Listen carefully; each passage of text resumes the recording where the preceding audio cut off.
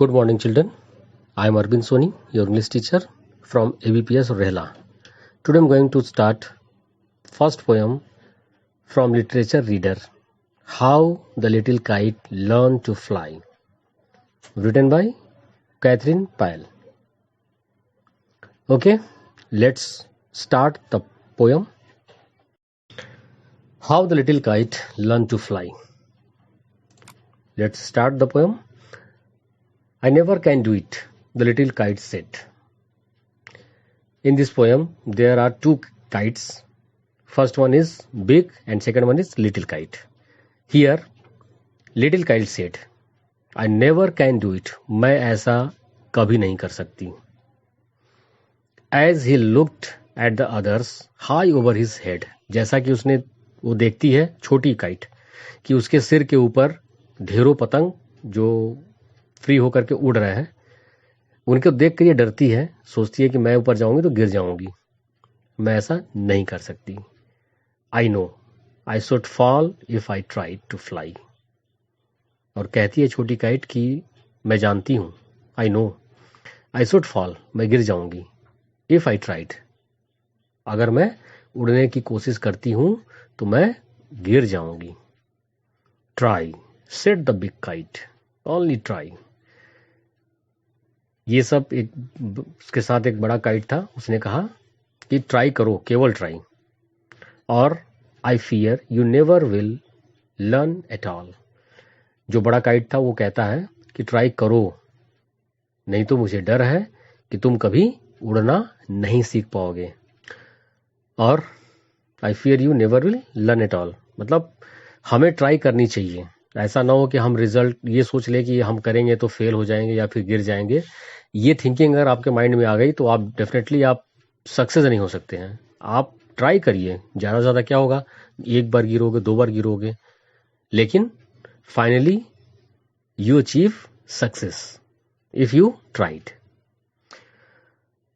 Next line, but the little kite said I am afraid at I will fall. लेकिन जो little kite थी वो कहती है मैं डरती हूं कि मैं गिर जाऊंगी. I will fall. The big kite nodded. Nodded means होता है एग्रीड, सहमति के साथ सिर हिलाते हुए. Well goodbye. जब उसे लगा कि अब जो लिटिल काइट है वो इंटरेस्टेड नहीं है उड़ने में, वो डर रही है, तो वो उसे कहता है अच्छा ठीक है, तुम डरो, मैं चला. I am off. And he rose towards the tranquil sky. Tranquil sky, tranquil means look here, quiet means शांत. जैसे जैसे हम ऊपर की ओर जाते हैं हलचल धीरे धीरे कम होती जाती है और ऊपर का जो एनवायरनमेंट है वो बिल्कुल पीसफुल हो जाता है, शांत हो जाता है और वो ऊपर की ओर चला जाता है. Then the little kite's paper stared at the sight. Stared at the sight. Stared means होता है मूवमेंट. पतंग जो होता है आपने देखा होगा कि जब हवा में पतंग उड़ता है तो इधर से उधर वो हिलता रहता है. Stare at the sight and trembling he shook himself free for flight. और ऐसा लगता है कि जैसे वो अगर उसे छोड़ दिया जाए तो वो फ्री होकर के उड़ना चाहता है. अभी तो एक डोर से वो बंधा होता है, तो अब जैसे आप डोर खींचते हो तो उस डोर के हिसाब से पतंग अपना मूवमेंट दिखाता है, बट वो कोशिश करता है ऐसे जैसे लगता है कि वो अगर डोर ना बंधी हो तो फ्री होकर के उड़ना चाहेगा वो. First reeling and frightened, then braver grown. Reeling means होता है moving round and round. जैसे कभी कभी पतंग आपने देखा होगा बहुत तेजी से गोल गोल चक्कर काटने लगता है. And frightened means होता है थोड़ा सा घबराना. Then braver grown, फिर बहादुर, जैसे बहादुर बच्चे होते हैं उनकी तरह आगे की ओर बढ़ने लगता है. Up he rose through the air alone. ऊपर की ओर, ऊंचाई की ओर, और इतनी ऊंचाई कि बिल्कुल वो अकेला हो जाए. थ्रू द एयर मतलब केवल हवा हो और वो हो बस, और कोई पतंग उसके करीब ना पहुंच पाए. Till the big kite looking down could see. तब तक बड़ी जो काइट थी जो ऊपर उड़ रही थी वो नीचे देखती है. Looking down could see the little one rising steadily. Steadily means बहुत तेजी से, मतलब बड़ी काइट जो ऊपर उड़ रही थी वो देखती क्या है कि जो लिटिल काइट अभी उड़ने से डर रही थी वो बहुत तेजी से राइजिंग मीन्स होता है बहुत तेजी से ऊपर की ओर उड़ रही है, ऊपर की ओर बढ़ रही है. Next page continue.